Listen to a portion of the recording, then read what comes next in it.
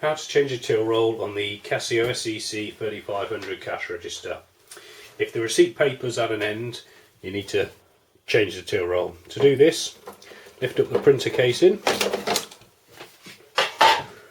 remove any paper that's left by gently lifting up the platen arm and removing the paper. You can now take your new thermal till roll paper and load shiny side facing down.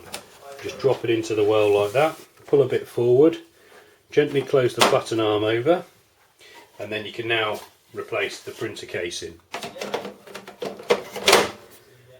Tear off the excess paper and the machine is now ready to use. The procedure for changing your journal roll is very similar, but obviously you need to load the paper onto the spool once you've popped the paper into the printer well. So to change the journal roll, first of all, lift up the spool, tear the paper off and remove paper from the till roll spool. Drop the spool back into place temporarily.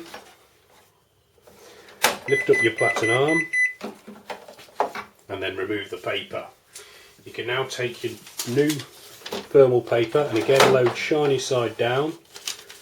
Then take a square edge of paper, close the platen arm. You need to load the paper onto the spool like this. There's two little clips. You need to feed the paper through the two clips so they go under. Once they've gone through there, tightly wind the spool round so the paper's feeding onto it.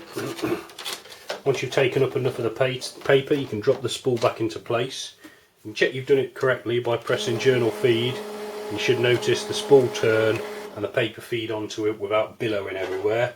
If it does billow up a bit, all it means is you haven't got the paper tight enough onto the spool. So simply lift the spool out and reload the paper, but tighter, making sure that it goes under the two clips.